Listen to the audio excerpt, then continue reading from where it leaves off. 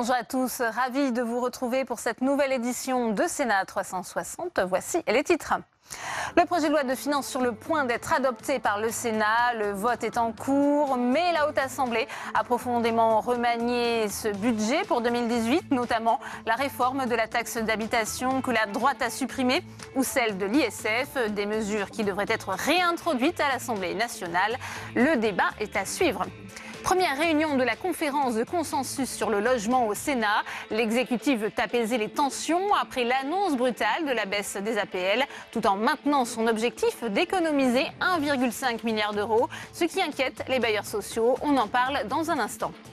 Emmanuel Macron veut un choc pour sauver la planète. Quelques semaines après la COP23, Paris redevient la capitale de la lutte contre le réchauffement climatique. Plus de 160 chefs d'État sont réunis en banlieue parisienne pour promouvoir la finance verte.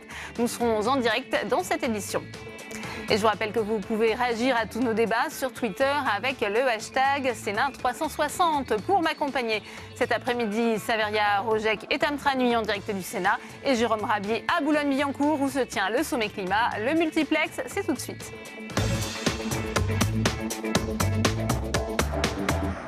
Je vous le disais en titre, le budget 2018 sur le point d'être adopté par les sénateurs. Le vote se poursuit dans l'hémicycle. On va d'ailleurs retrouver Saveria Rojek depuis la tribune de presse qui suit pour nous ces explications de vote. Saveria, où en est-on dans le vote justement ?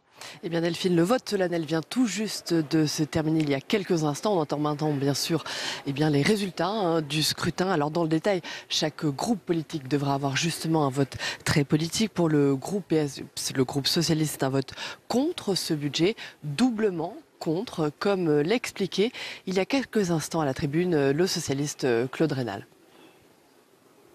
Nous aurions bien sûr voté contre le texte transmis par l'Assemblée nationale. Nous voterons doublement contre celui proposé par la majorité sénatoriale. Le projet de budget du gouvernement fait le choix assumé de bousculer notre modèle social pour lancer toujours plus notre pays dans la compétition d'une économie libérale mondialisée.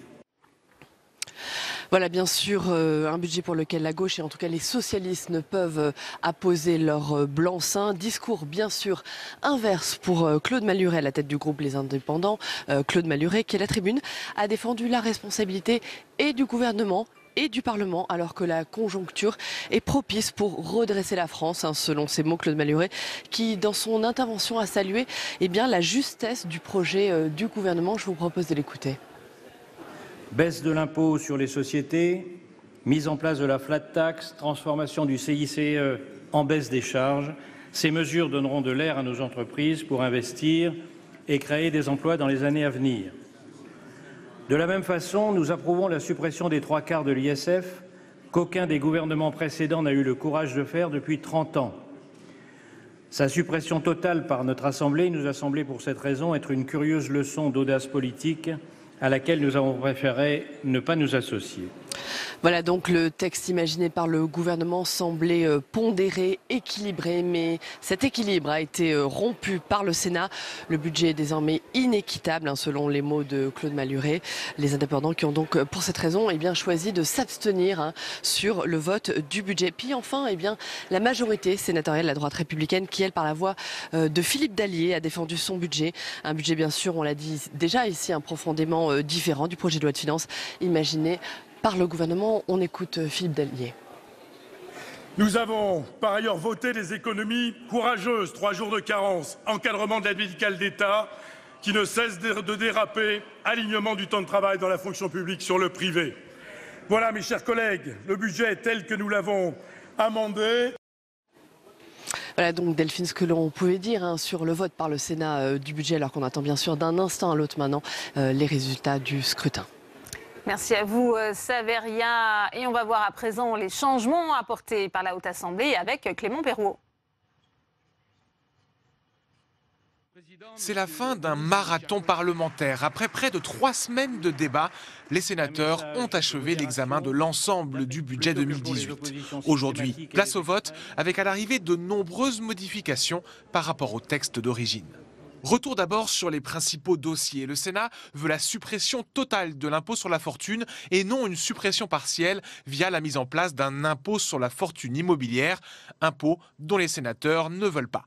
Concernant la taxe d'habitation, le Sénat n'est pas opposé sur le principe à sa suppression, mais demande 1 an de concertation au préalable. Le Sénat demande la création d'une nouvelle réserve parlementaire, l'ancienne ayant été supprimée cet été. Cette nouvelle mouture prévoit 86 millions d'euros de dotation aux communes de moins de 2000 habitants. Enfin, le Sénat souhaite que le plafond du quotient familial soit relevé de 200 euros. Dans la dernière ligne droite des débats, de nombreux amendements ont été ajoutés, notamment ce lundi. Certains font polémique, à commencer par l'augmentation de 40% des salaires des maires de communes de plus de 500 000 habitants et des présidents de collectivités, régions et départements. Autre amendement controversé, l'instauration de 3 jours de carence pour les fonctionnaires, durant lesquels leur arrêt maladie ne serait pas rémunéré. Il s'agit d'un alignement sur le privé.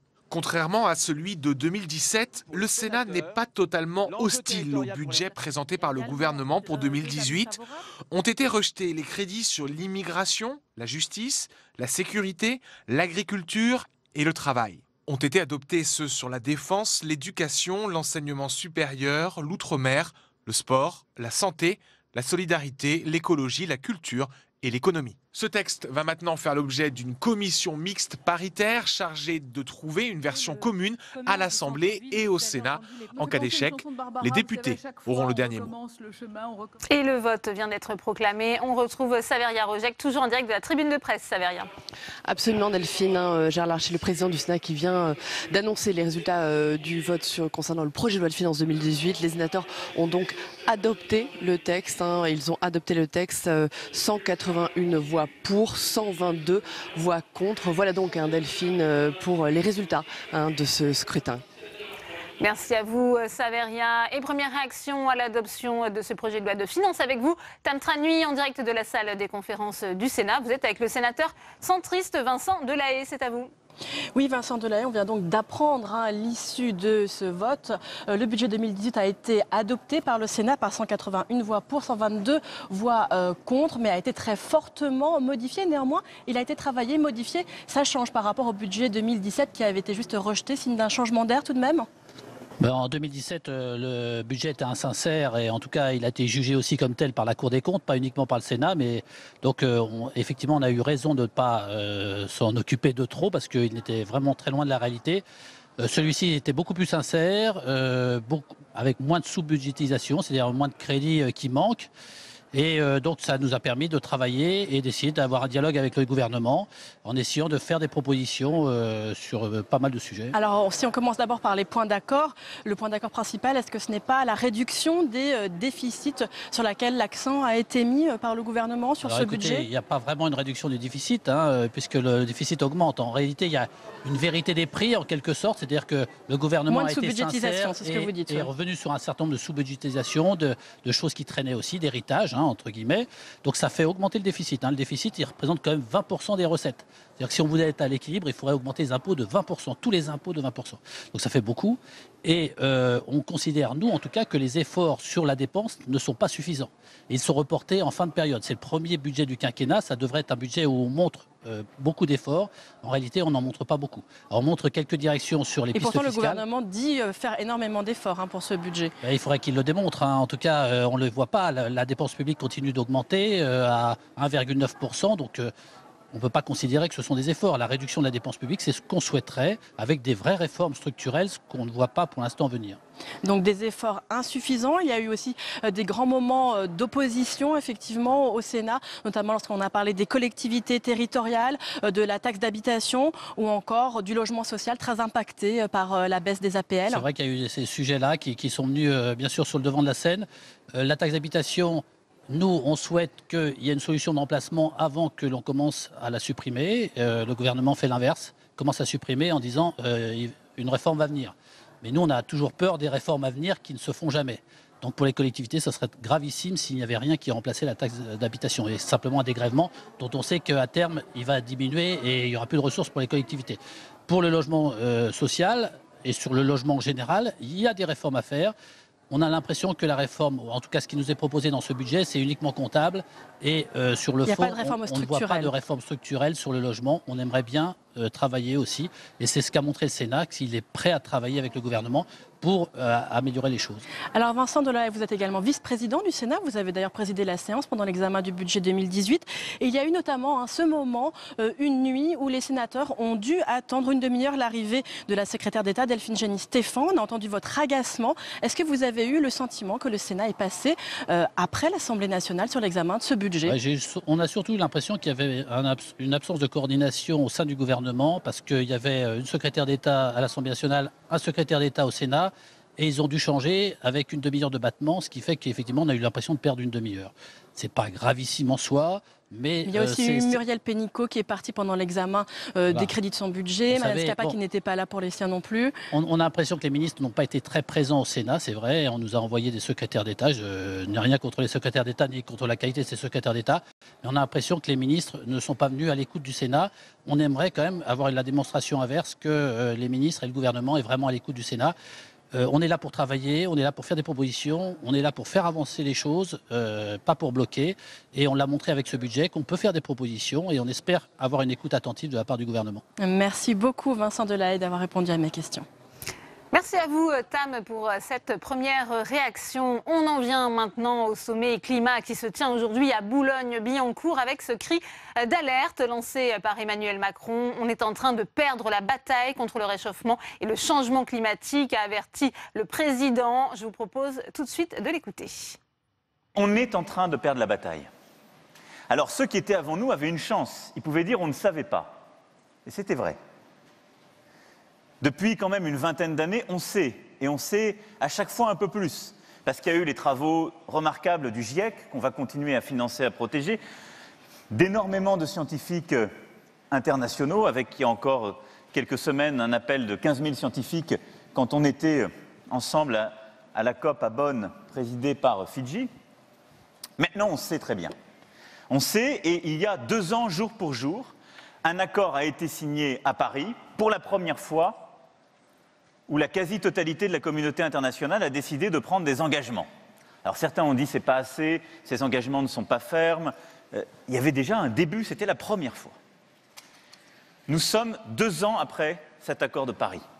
Donc on sait chaque jour un peu plus la gravité de ce qui se passe. On a signé un accord. Et qu'est-ce qui s'est passé entre-temps? Il y a des décisions ou des velléités de quitter cet accord. Très mauvaise nouvelle. Et si on est là, ici aujourd'hui, c'est parce que beaucoup ont décidé de ne pas forcément accepter la décision du gouvernement fédéral américain de quitter l'accord de Paris. Et on dit « America's Pledge ». Merci à vous d'avoir lancé cette initiative et je veux remercier... Vous pouvez les applaudir parce que l'accord est fragilisé. Mais deuxièmement, on ne va pas assez vite. Et c'est ça le drame. On ne va pas assez vite. Si on continue sur notre lancée, on est, là où on s'est engagé à une augmentation d'en moyenne 1,5 degré, on est à 3 degrés et demi. Enfin, ça n'a rien à voir avec ce à quoi on s'est engagé. Rien. Et on va retrouver sur place, en direct de Boulogne-Billancourt, Jérôme Rabier. Jérôme, on vient d'entendre le chef de l'État qui a rappelé l'urgence à agir. Quels sont les enjeux justement de ce sommet ? Eh bien Delphine, l'enjeu de ce sommet, déjà, il a beaucoup rassemblé avec de très nombreux chefs d'État et de gouvernement présents. Une initiative de l'Élysée aux côtés de l'ONU et de la Banque mondiale. Et pour les 2 ans de l'accord de Paris, nous ne pouvons plus nous contenter de déclarations, a dit Emmanuel Macron. Et le nerf de la guerre, c'est l'argent. C'est donc là que le gouvernement français a décidé d'agir, comme nous l'explique Brune Poirson, secrétaire d'État à la transition écologique. Mais il s'agit aussi de préparer l'avenir, et de préparer l'avenir maintenant, dès aujourd'hui. C'est-à-dire d'être dans l'action et d'accélérer la transition écologique, la transition énergétique.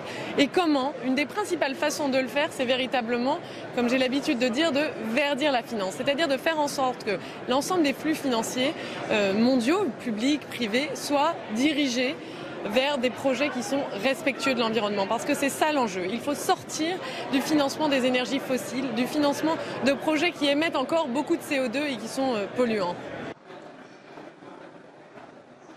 Et répondant à cet appel, de nombreux États, fonds d'investissement, entreprises ou encore des collectivités locales se sont engagés dans ce sens. La meilleure des réponses possibles au retrait américain décidé par Donald Trump de l'accord de Paris. Un engagement initié par la France, un leadership salué par Ségolène Royal, ancienne ministre de l'écologie. On l'écoute. La France est dans ce leadership et c'est une très bonne chose. C'est une très bonne chose que le président de la République a prise comme initiative parce que surtout qu'avec le retrait de Donald Trump, il y a une place à prendre, si j'ose dire. Il y a une place à prendre dans ce leadership qui est aussi un leadership moral parce que ça veut dire qu'il faut imposer des valeurs de développement qui soient les valeurs du développement durable. Qu'est-ce que c'est que le développement durable? Ça veut dire ne pas prélever les ressources naturelles, là, aujourd'hui, tout le temps, pour la génération d'aujourd'hui, mais c'est de penser à la génération future, c'est-à-dire de transmettre notre planète en meilleur état aux générations futures. Transmettre notre planète dans un meilleur état aux générations futures, une bataille que nous sommes en train de perdre, a déclaré Emmanuel Macron, comme vous avez pu l'entendre il y a quelques instants. Il a dressé un bilan sombre avant de réclamer des engagements d'urgence des différents participants à ce sommet. Des participants qui se succèdent encore au micro dans l'auditorium qui se trouve juste derrière moi. On fera le bilan chiffré à la fin de la journée. Mais le chef de l'État français a en tout cas tenté de peser de tout son poids dans cette balance. Merci à vous Jérôme et on vous retrouvera tout au long de cette édition. En bref, la ministre Jacqueline Gourault va assurer la fonction informelle de Madame Corse au sein de l'exécutif. Après leur victoire aux élections territoriales, les nationalistes réclament l'ouverture rapide de négociations avec Paris sur une plus grande autonomie politique. L'indépendantiste Jean-Guy Telamoni brandit la menace de manifestation s'ils ne sont pas entendus. L'étau judiciaire se resserre autour du Front National. Le parti de Marine Le Pen est à son tour mis en examen dans l'enquête sur les soupçons d'emploi fictif d'assistants d'eurodéputés frontistes. C'est la suite logique de la procédure, a réagi le trésorier du parti, Valran de Saint-Just. Alors que Laurent Wauquiez veut œuvrer au rassemblement de la droite au lendemain de son élection, le nouveau chef DLR a dû faire face à un premier coup dur avec le départ de Xavier Bertrand. L'ancien ministre du Travail invoque la dérive de son parti vis-à-vis du Front National. Cécile Sixou. Il n'a pas perdu de temps. 24 heures à peine après l'élection de Laurent Wauquiez, Xavier Bertrand claque la porte des Républicains, sa famille politique depuis 30 ans. Que j'ai décidé de quitter définitivement les Républicains. C'est une décision qui n'est pas facile, mais qui d'une certaine façon s'est imposée à moi. Je pense sincèrement qu'aujourd'hui, nous sommes dans une dérive, je ne reconnais plus ma famille politique. Une attitude qu'au Sénat beaucoup voient comme une désertion. C'est une décision que je regrette, parce que c'est pas quand c'est difficile qu'il faut partir. Au contraire, il faut essayer de rester à bord, affronter l'adversité et reconstruire patiemment. Lâcher la famille, c'est pas bien. Il faut se battre avec ses idées, pour ses idées, à l'intérieur de sa famille. Et à l'extérieur, on ne pèse pas lourd. Un poids, en tout cas, pour Laurent Wauquiez, qui devra faire 100 pour reconstruire et rassembler la droite. C'est dommage parce que Xavier Bertrand, c'est quelqu'un de valeur, c'est quelqu'un qui compte dans notre mouvement et qui aurait pu participer justement au rééquilibrage et au rassemblement de forces un peu différentes. Voilà, on fera 100 et puis on lui souhaite bon courage. Vous savez, moi j'ai vu Laurent Wauquiez, je fais partie de l'aile centriste des Républicains. Il va me charger de l'élaboration de la nouvelle politique sociale. Il ne va pas charger quelqu'un de très à droite. Il a mis des digues très nettes. Jamais, jamais, jamais le moindre compromis ni la moindre alliance avec le Front National. Donc je ne vois pas beaucoup de différence. Je pense que c'est plus un problème d'homme qu'un problème de ligne. Un problème d'homme, d'autres ténors du parti pourraient lui emboîter le pas, comme Jean-François Copé, NKM ou encore Christian Estrosi, tous très silencieux depuis l'élection de leur nouveau président. Et on va retourner salle des conférences pour une nouvelle réaction après l'adoption du budget par le Sénat. Avec vous, Tam Tranui, à vos côtés, le sénateur communiste du Nord, Éric Bocquet. Oui, Éric Bocquet, bonjour. Le premier budget du quinquennat d'Emmanuel Macron vient donc d'être adopté. Comment qualifier ce premier budget? Est-ce que c'est un budget de droite, ou du moins un texte libéral? Oui, c'est clairement un texte libéral. Il y a quand même des marqueurs qui ne trompent pas. La suppression de l'ISF que Même Jacques Chirac et Nicolas Sarkozy n'avaient pas osé supprimer. Voilà, c'est fait. Reste un impôt sur la fortune immobilière dans le texte initial. 800 millions au lieu des 5 milliards que l'ISF rapportait précédemment. Donc c'est quand même un marqueur. C'est les vieilles théories néolibérales des années 80 qui nous ramènent à l'époque de Reagan aux États-Unis et Thatcher au Royaume-Uni. La théorie du ruissellement, libérer la finance pour que tout le monde en profite du haut en bas de la pyramide, tout ça n'a pas marché. Et on en est toujours sur les mêmes cantiques, les louanges de la finance. Je peux parler également de la taxation des transactions financières sur lesquelles on a renoncé. Enfin voilà. Donc autant de signaux quand même qui marquent, oui, le côté libéral de ce budget, clairement.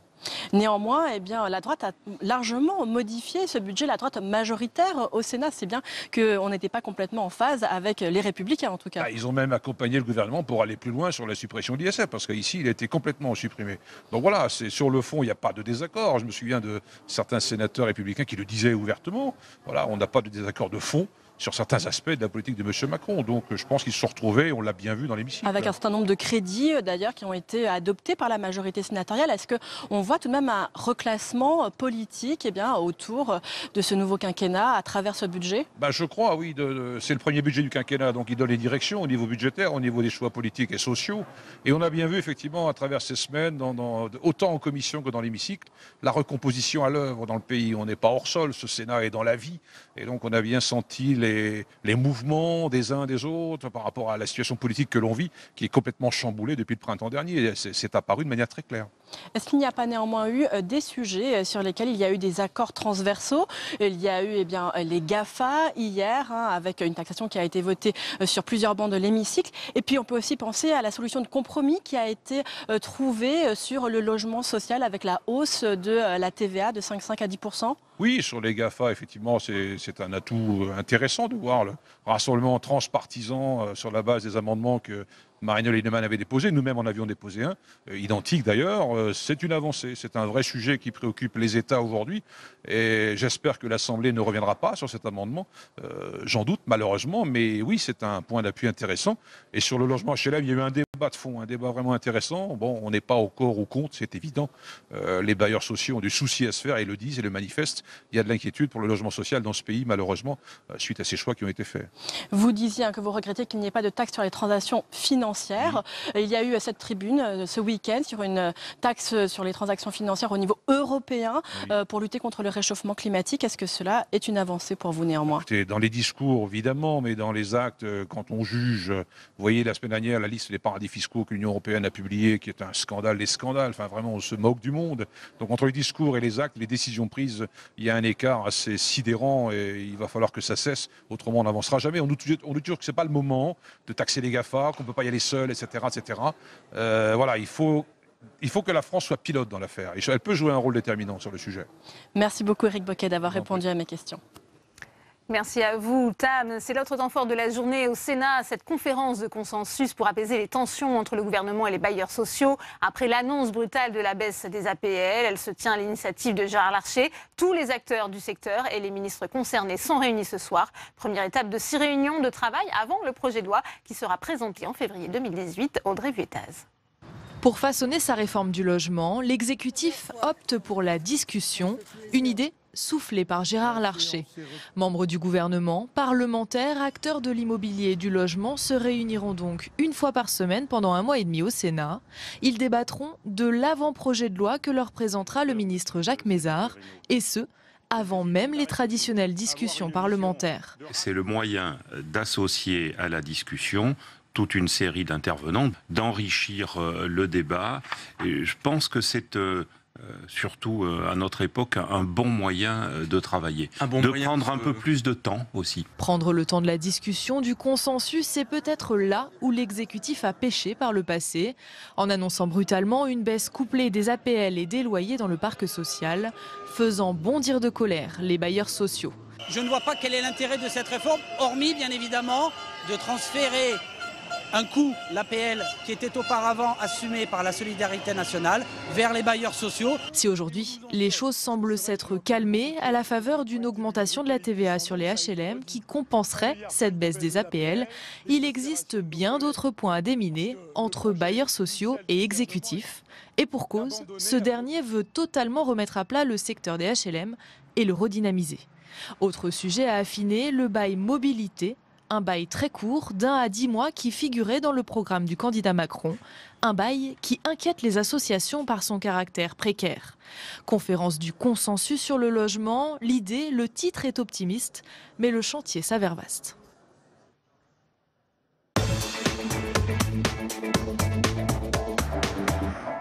Et on ouvre le premier débat de Sénat 360 avec mes invités sur ce plateau. Dominique Estrosi-Sassone, bonsoir. Merci d'être avec nous. Sénatrice Les Républicains des Alpes-Maritimes. J'accueille également Marie-Noëlle Lienemann, bonsoir. Bonsoir. Vous êtes sénatrice socialiste de Paris. Merci d'être avec nous. François Patria est également sur ce plateau. Bonsoir. Président du groupe La République En Marche ici au Sénat. Et enfin, j'accueille Cédric Van Stevendel. Vous êtes directeur général d'Est Métropole Habitat et président d'Housing Europe. Merci à tous les quatre. Première question pour vous d'ailleurs, puisqu'il y a cette conférence de consensus sur le logement. Elle se tient au Sénat à partir de 17h30. Que pensez-vous de cette méthode? C'est un geste d'apaisement du gouvernement envers les bailleurs sociaux? Écoutez, sur la méthode, on peut quand même identifier une forme de contresens, c'est-à-dire venir discuter de comment on va réformer le logement en ayant ou en étant en tout cas en train de prendre des mesures financières qui ont un impact considérable sur notre secteur d'activité, ça semble un peu surprenant dans les étapes. On aurait préféré avoir une conférence du consensus, des objectifs et ensuite une discussion financière. Ça paraît un peu évident de le formuler comme ça, mais on ne peut être que surpris par les étapes qui nous sont proposées. C'est vrai, Dominique Estrosi-Sassone, que cette conférence logement intervient alors que le Sénat vient de se prononcer sur le projet de loi de finances et son fameux article 52 qui comprend justement la compensation, la réduction du loyer de solidarité pour compenser la baisse des APL. Il y a eu aussi déjà une porte de sortie dessinée par le Sénat. Vous pensez qu'elle va être reprise par l'exécutif tout à l'heure ? En tout cas, le Sénat a voulu travailler de façon transpartisane pour d'abord entendre le cri de colère et la mobilisation très forte portée par le mouvement HLM, pour considérer que imposer une RLS, une réduction loyer de solidarité, à la hauteur de la baisse des APL de 60 € était vraiment inacceptable. Et c'est le texte qui était sorti en première lecture à l'Assemblée nationale. Et nous avons cherché à trouver des contreparties financières qui soient moins douloureuses pour les bailleurs sociaux. Alors on a essayé aussi de trouver un compromis avec le gouvernement qui pouvait passer par une dose de RLS, mais pas dans les proportions dans lesquelles cette RLS avait été votée par l'Assemblée nationale, c'est-à-dire à 800 millions d'euros. On a donc essayé, à travers un amendement porté par Philippe Dallier, de trouver une solution mixte, un peu de RLS et puis une augmentation de la cotisation principale à la CG2LS, sauf qu'on a demandé aussi des engagements. On avait une ligne rouge. Cette ligne rouge, pour nous, c'était que le gouvernement prenne un engagement sur la non-progressivité. Eh bien, la mesure n'a pas été, en tout cas, entérinée comme telle, puisque le ministre Mézard a dit qu'il n'avait pas la possibilité de s'engager sur la non-progressivité. Et à partir de ce moment-là, eh bien, d'une façon massive, puisque l'amendement que j'ai présenté a été voté à 285 voix. Il propose une augmentation simplement de la cotisation principale à hauteur de 800 millions, sachant qu'on avait quand même voté l'augmentation de la TVA pour générer 700 millions de recettes supplémentaires pour l'État. Votre réaction, Marie-Noëlle Lienemann, ça permet donc de rapporter 700 millions d'euros. L'amendement voté par le Sénat, il faut encore trouver 800 millions d'euros si on veut bien réformer. On l'avait trouvé. Ce que dit Madame Estrosi est simple, c'est de dire 700 millions étaient versés par une augmentation du taux de TVA. Je ne vais pas rentrer dans les détails, mais une augmentation de ce taux de TVA était absorbable par les organismes parce que dans le même moment, l'État améliore les prêts de la Caisse des dépôts et notamment parce que le livret A n'augmentant pas, on a des prêts qui sont meilleurs que si on suivait le cours normal d'augmentation du livret A. Donc ça, c'était jouable. La partie qui était dangereuse pour les organismes et qui va nous amener à un débat sur la réforme de structure, c'est que les loyers, quand on baisse les loyers, d'ailleurs de manière assez compliquée, parce que c'est pas une vraie baisse de loyer, c'est un remboursement qui sera déjà limite constitutionnelle, mais ça on verra. Baisser les loyers, c'est pour les habitants, c'est bien. Mais ce n'est pas possible pour les organismes s'ils n'ont pas une certitude dans le financement de la longue durée. Car les organismes, ils empruntent sur 35 ans. Donc si les gouvernements commencent à baisser les loyers au gré des majorités politiques, ce qui ne s'est jamais fait avant, jamais avant. Quand on baissait des loyers, c'était en repensant l'équilibre de l'opération. Là, eh ben, on va avoir des opérations en déficit et les organismes qui nous prêtent vont dire, et les collectivités locales qui nous cautionnent les organismes HLM vont dire, bah, écoutez, il y a trop de risques, ça va coûter plus cher. Et ça déstabilise le système. Ce que le Sénat a voulu, c'est essayer de trouver une solution qui ne déstabilise pas le système. Pour autant, entre le déstabiliser et le faire évoluer, je crois que personne ici pense que ça n'est pas à faire évoluer. Je ne dirais pas qu'il faut les réveiller, parce que je voudrais quand même dire que cette année, on a construit plus de 150 000 logements HLM. C'est un bon seuil. Quand on regarde où on les a construits, plutôt là où il y avait vraiment des besoins, c'est-à-dire ce qu'on appelle les zones tendues. On rénove le parc énergétique. On va venir, si vous voulez bien, sur le volet construction. Le problème, c'est que tout ça, on perdait cet argent pour faire ça. Et ça, c'est grave à terme. Jacques Mézard nous dit aujourd'hui, eh bien, pour éviter que les bailleurs sociaux ne soient en cessation de paiement, on pourrait voir un mécanisme de péréquation entre les organismes les plus riches et les plus pauvres. Ça, c'est une solution, une réponse que le gouvernement... Ça fait partie des réponses. Moi, je crois que le Sénat, dans cette affaire, j'entends bien ce que disent mes collègues ici. Non, c'est le gouvernement qui a cherché le compromis. Et le gouvernement a fait un premier pas. D'ailleurs, la droite l'a saisi aussitôt, lorsqu'elle a accepté la hausse de la TVA de 5 à 10, qui rapporte 700 millions. Donc, vous voyez, le gouvernement a déjà fait un pas. Ensuite, il a apporté des garanties supplémentaires. Mais ce que je pense aujourd'hui, c'est que le gouvernement ne cédera pas. Et qu'on va retourner à l'Assemblée nationale, et que l'Assemblée nationale revotera le texte qu'il a voté en première lecture. Pourquoi ? Parce que vraiment, si on veut changer le système, parce que le système aujourd'hui est inefficace et n'est pas juste. 42 milliards pour le logement, plus de 18 milliards pour les APL, et malgré tout, il y a 4 millions de personnes qui sont sans logement en France. Et avec des loyers qui sont trop élevés. Et des loyers qui sont inflationnistes, parce que ça suit la hausse des APL. Donc il faut casser la machine. Mais ça, c'est vrai pour le privé, François. Ça n'est pas vrai, puisque c'est encadré dans le parc HLM. Je ne vous ai pas interrompu. D'accord, merci. Donc, aujourd'hui, ce que veut le logement, c'est construire mieux, construire plus vite, avec plus d'égalité, plus de chances pour des accédants demain, et il le fait aujourd'hui en ayant une maîtrise budgétaire. Alors j'ai entendu ce qu'a dit Monsieur le Président tout à l'heure, mais je crois que la conférence du consensus ne concernera pas l'article 52.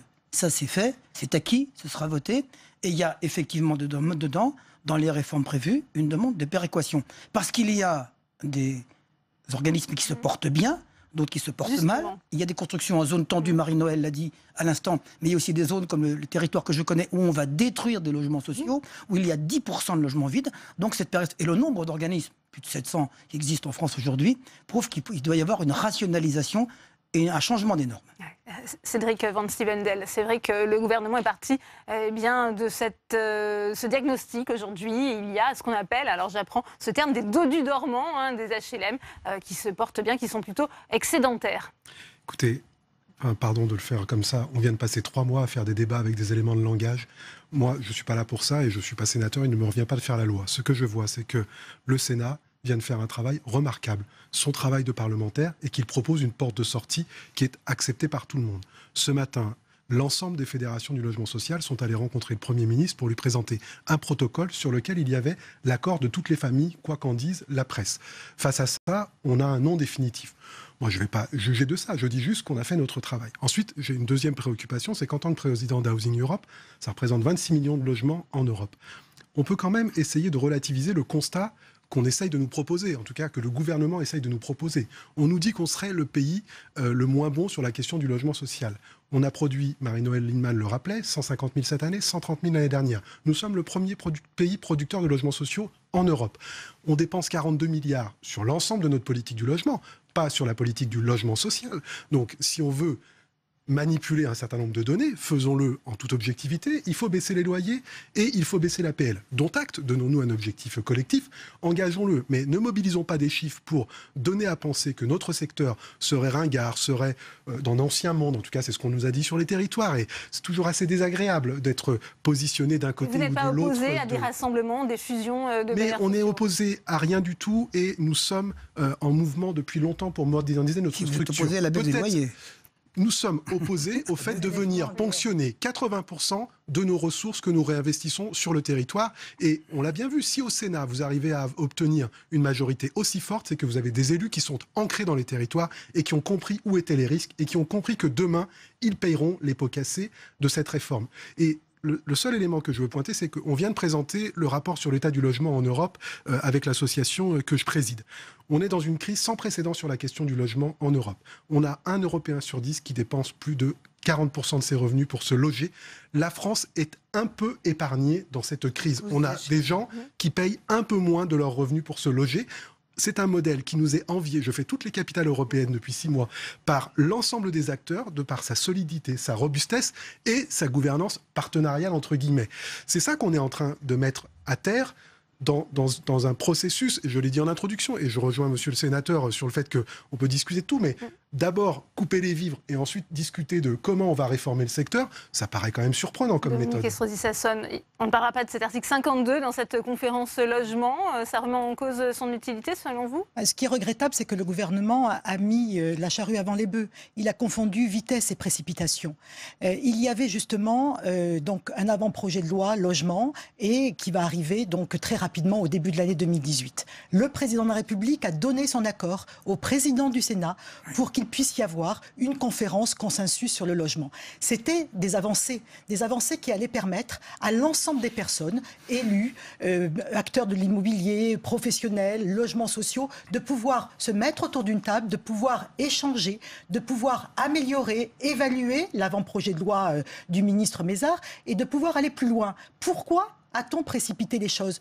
Pourquoi avoir fait une approche purement comptable à travers ce projet de loi de finances, alors qu'il y allait avoir ces étapes qui sont des étapes majeures et que tout cela allait être rebattu? Les cartes vont être rebattues. Donc c'était inutile d'ouvrir une crise, de créer des inquiétudes légitimes portées par l'ensemble des bailleurs sociaux, par nos administrés, nos concitoyens. Et je pense qu'effectivement, là, le gouvernement s'est pris les pieds dans le tapis et qu'il aurait dû, il a confondu et qu'il est allé dans une situation où il a mis les gens devant le fait accompli et qu'il a plutôt radicalisé des positions qui, j'espère, pourront être réouvertes, en l'occurrence, avec cette conférence consensus sur le logement. Peut-être la réponse de François Patria. Comment peut-il se sortir de cette crise ouverte avec les bailleurs sociaux, le gouvernement? Bon, moi, je ne crois pas qu'il y ait de crise ouverte. Je pense qu'au bout du compte, les choses arriveront à leur terme. Parce qu'au bout du compte, malgré ce que dit monsieur, déjà une grande partie, les ESH en particulier, ont donné leur accord au gouvernement. Ils ont donné leur accord au gouvernement, donc ceux qui construisent le plus ont donné leur accord. Les plus riches. Ensuite, moi je ne sais pas, ils sont plus riches, je ne sais pas. Ensuite, effectivement, le gouvernement a quand même fait des avancées. Au début, c'était 1,5 milliard 2018. On a dit 1,5 milliard, c'est sur 3 ans. Donc il y a la progressivité, on a déjà premier. Deuxièmement, il y a le livret A qui intervient. Marie-Noël a dit tout à l'heure. En troisième lieu, il y a des mesures de garantie qui sont offertes. Donc dans le compromis recherché entre le gouvernement et les organismes HLM, il y a des avancées sérieuses qui garantissent au gouvernement, qui leur donnent des gages, qui leur disent vous pourrez continuer. Mais nous, je ne voudrais pas laisser dire ici qu'il y a des parlementaires, parce qu'ils soutiennent le gouvernement, qui ne sont pas ancrés dans les territoires. Je vais présider une région pendant 12 ans, je connais mon territoire, mais je ne défends pas les organismes, moi je défends les locataires. Voilà. Aussi, et voilà. Donc, en défendant les locataires, je pense que les organismes aujourd'hui font monter les locataires en leur faisant craindre le pire, le drame. Or, il ne se passera pas le drame.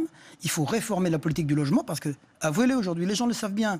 Quand on veut avoir un logement, on demande aux gens combien vous avez d'APL. Et en fonction de ça, on fait le logement. Alors, il peut être de 300 dans un côté, 400 à côté, au niveau des APL. Donc, je parle des APL. Donc, si vous voulez, de réduire aujourd'hui les APL de 5%, de peu, ça me paraît être un geste fort pour demander aux organismes HLM repenser avec nous, retravailler avec nous. Et cette conférence du consensus, c'est un geste du chef de l'État et du gouvernement de dire je suis prêt à discuter avec vous de la façon dont on va réorganiser la politique du logement en France. Mais pour ce qui est aujourd'hui de la demande qui a été faite, enfin, personne ne parle ici, mais moi j'entends parler tous les jours, la droite, la gauche, etc., d'économie budgétaire. Est-ce qu'on veut faire des économies, oui ou non?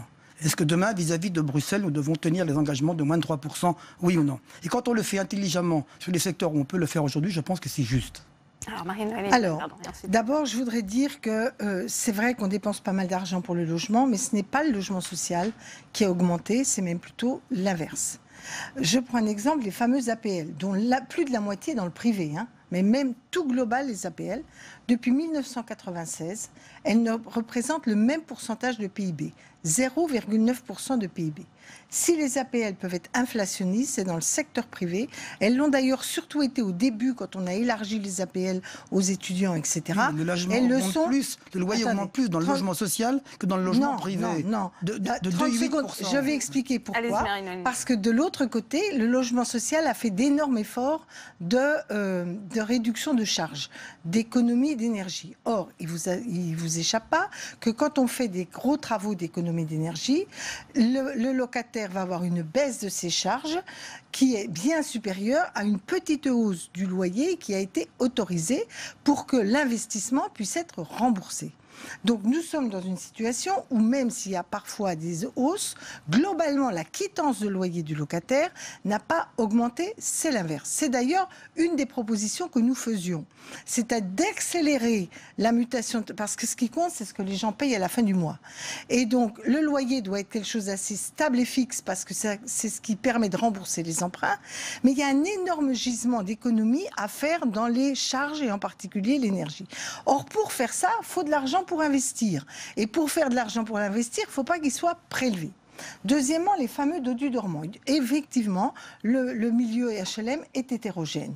Et d'ailleurs, on n'a pas attendu, tout le monde est conscient de cela. On a créé depuis 3 ans, 4 ans maintenant, une mutualisation. C'est-à-dire que certains organismes qui construisent peu, rénovent peu, ont des critères, payent pour que les autres puissent plus construire, notamment là où il y a des besoins, plus rénover, etc. Aller plus loin était nécessaire. Rediscuter de tout ça, mais il faut le faire avec une objectivisation des données. Quand on nous fait croire que c'est le logement social qui fait les hausses, ou quand on nous fait croire qu'il n'y a pas d'autres recettes possibles. Alors, je ne vais pas reprendre un argument que j'ai pris en séance, mais quand même, 1,5 milliard, c'est la moitié de la baisse de l'ISF. Je ne parle même pas de la justice sociale qui est quand même évidente, mais 1,5 milliard de travaux dans les HLM, ça crée tout de suite de l'emploi en France. 1,5 milliard de baisse d'ISF, peut-être, si le gouvernement a raison, peut-être les gens vont investir, etc. Ou même une chose plus simple. La Fondation de l'Abbé Pierre demande qu'on taxe les transactions immobilières de plus de 10 000 euros du mètre carré. Je ne sais pas si vous en avez beaucoup à Nice, il ne doit pas y en avoir des masses. Nous en avons quelques-unes à Paris ou dans les Hauts-de-Seine. Mais globalement, comme c'est des choses de très haut standing, souvent avec des gens qui viennent de l'étranger, eh ben ça pourrait rapporter 400 millions. Vous voyez, c'est un tiers de cette baisse. Donc, il y a des gisements et il ne s'agit pas d'aller percuter le marché, etc. Donc, il faut qu'on objectivise ces données. Le logement est une question républicaine, de justice sociale, sur lequel il y aura des désaccords, mais il peut y avoir des troncs communs, et la conférence de consensus. Mais arrêtons de faire de l'idéologie ou de répéter. Quand je dis de l'idéologie, c'est de répéter des trucs pas justes. Prenons les problèmes concrets vécus par les gens. Cédric Van Sievenel, vous aviez demandé la parole, et je voudrais savoir aussi si certains organismes HLM vont connaître de graves difficultés, quitte à être déficitaires et en faillite. Les différentes fédérations les ont communiquées. On a entendu que la moitié de nos organismes, via les ESH, s'apprêtaient à signer un protocole. Moi, je vois pas bien quel est l'intérêt de signer quelques protocoles qu'ils soient. Autant laisser le gouvernement dérouler sa loi. Sociales de l'habitat. Les entreprises sociales pour l'habitat. Pour les offices, on sait que c'est entre 100 et 200 organismes de logement social qui pourraient voir, comme le dit le président Cacheux, leur pronostic vital engagé. Moi, ce qui me gêne particulièrement, je vais essayer de reprendre une casquette européenne parce qu'il y a des sénateurs en place, je vais les laisser faire la loi, mais c'est qu'on est complètement à contre-mouvement et à contre-intuition de ce qui se passe en Europe. C'est-à-dire que l'Europe est en train de dire attention, elle le dit aux États-nations via ses recommandations dans le semestre européen. Attention, le logement, ce n'est pas un bien commercial comme les autres. Attention, vous devez continuer à être doté d'organismes forts, solides, qui vont permettre de loger à un prix abordable et qui vont permettre de répondre aux formidables défis de la transformation climatique et de la réhabilitation énergétique. C'est un tout petit peu d'actualité à Paris, me semble-t-il, aujourd'hui. Et donc, dans le même temps, l'Europe prend ses propositions, prend ses positions, met dans ses piliers sociaux qu'il faut mettre en place un droit à l'accès au logement abordable. C'est la première fois que l'Europe formule cette hypothèse sous la forme d'un accès et non pas juste d'une politique d'accompagnement. Et dans le même temps, on peut avoir l'impression, vu de Bruxelles, bien sûr, pas depuis la réalité, mais qu'on est en train de détricoter le modèle du logement social à la française. Et donc, c'est ça qui est très interrogeant dans l'observateur que peut être Housing Europe dans la manière dont on aborde les choses. Et après, le dernier point, c'est la forme d'intransigeance. C'est-à-dire, depuis le début, on nous dit 1,5 milliard. Déjà, 1,5 milliard, la pilule, elle est quand même énorme à avaler. Il y a une espèce de responsabilité de notre mouvement professionnel qui ne discute pas le chiffre d'1,5 milliard et qui fait des contre-propositions. Et face à cela, on est ramené à ce 1,5 milliard de RLS. Donc, est-ce que finalement, quelque part, il y a un plan caché, il y a des objectifs qu'on ne veut pas communiquer, il y a finalement une réforme beaucoup plus en profondeur du logement social qu'on veut conduire, mais dans ce cas-là, posons-le sur la table et ne restons pas dans une position intransigeante par rapport à ce RLS. C'est ça qui est inquiétant. C'est qu'est-ce qui est à l'œuvre derrière cette politique ? Non, moi je reviens un petit peu sur l'incohérence qui est portée aujourd'hui par la politique du gouvernement en matière de logement, en tout cas à travers le projet de loi de finances. On ne peut pas d'un côté dire il faut un choc d'offres et de l'autre côté réduire, stopper les capacités des organismes HLM à travers une baisse de loyer, à travers la hausse des prélèvements qui leur sont imposés et qui donc vont anéantir les efforts de construction qui sont absolument indispensables. Il faut quand même rappeler qu'il y a 1,8 million de personnes qui sont demandeurs de logements sociaux et qui ont besoin de pouvoir trouver des logements dits abordables. Donc c'est vraiment de la contradiction en permanence. On dit aussi qu'il faut baisser les APL, mais on va faire profiter les personnes qui sont dans des logements sociaux, qui ne perçoivent pas d'APL et qui vont néanmoins profiter d'une réduction de loyer de solidarité. Donc tout ça mis bout à bout, on a l'impression, il y en a peu, mais c'est quand même, c'est assez amateur, je dirais. Et je pense que c'était pas nécessaire de le faire à travers ce projet de loi de finances et qu'on avait tout loisir, véritablement parce qu'aujourd'hui tout le monde est prêt. Et le mouvement HLM est tout à fait prêt. Et le mouvement HLM fera des propositions montrant qu'il veut réorganiser et moderniser le tissu du monde social et du mouvement HLM. Donc aujourd'hui, soyons plutôt dans une espèce d'apaisement de la situation, de vouloir un véritable consensus, en tout cas sur une grande partie des sujets qui peuvent toucher au logement, plutôt de continuer à arc-bouter les uns par rapport aux autres. Oui. Le mot de la fin avec vous, François Patriat, avant justement le début de cette conférence logement. Mais vous savez, au Sénat, c'est difficile parce qu'à chaque fois, je suis toujours seul contre tous. Hein, vote contre la gauche, la droite, et que ceux qui soutiennent le gouvernement se retrouvent un peu esselés. Ça ne me gêne pas. Mais ce que je voudrais en tirer comme leçon politique, c'est que j'entends sur tous les bancs du Sénat, oui, il faut changer les choses. Mais soit il ne faut pas les changer comme ça, soit il faut les changer plus tard. Exemple, la taxe d'habitation, exemple, toutes les mesures qu'on prend. Oui, d'accord, faisons-le, mais plus tard. Prenons le temps de la réflexion. C'est ce qu'on a fait pendant 30 ans. Prenons le temps de la réflexion, ne changeons pas les choses, ne réformons pas, n'y allons pas. François, et ce monsieur, le modèle, vous dites à la Française Construction, mais il est inefficace. Mais c'est pas vrai. Il ne marche pas. La preuve, c'est qu'il y a 4 millions aujourd'hui de gens qui attendent. Aujourd'hui, c'est que les loyers sont trop chers. Mais la pauvreté c'est énormément accru. Parce que s'il fonctionnait, il n'y aurait pas ça. Donc, on pense aujourd'hui... Une augmentation de la pauvreté. Qu'il ne fonctionne pas. Donc, il faut bien sûr qu'il faut améliorer. Et l'État ne se désengage pas. La preuve, l'augmentation des crédits de l'ANRU. Elle est de combien? Elle est énorme cette année. C'est pas l'État qui paye. L'État se désengage sur les aides à la pierre aussi. C'est l'État qui paye dans l'ANRU. Les régions payent l'ANRU. La région Bourgogne, j'ai mis 100 millions. Ah les régions, c'est pas l'État. 100 millions, mais c'était pas notre compétence. Et pourtant, j'ai mis 100 millions sur 6 ans. On l'a mis. Donc aujourd'hui, l'argent public, il est quand même toujours là. Et l'État ne se désengage pas. Donc, politiquement, je trouve que la position du Sénat, c'est toujours une position réactionnaire, un peu conservatrice, une fois de plus, c'est-à-dire de refuser les réformes. Qui n'étaient pas dans le programme de Macron. C'est toujours difficile. Et on a l'inverse, on a Castaner qui dit devant l'Union HLM, il ne faut pas faire de grandes réformes du logement, il faut mettre en œuvre ce qui a été mis en œuvre. On l'a entendu, je peux vous le mettre sur la vidéo. Ce que dit Castaner, je le vois tous les jours. Nous allons appliquer le programme, nous allons faire les réformes. Mais ça n'était pas dans le programme. Merci François Patriat, merci à vous. Marie-Noëlle Lienemann, merci Dominique Estrosi-Sassone, merci Cédric Van Stevendel. Je vous laisse regagner peut-être la salle Clémenceau où va débuter dans quelques instants cette conférence consensus sur le logement. Merci à tous les quatre.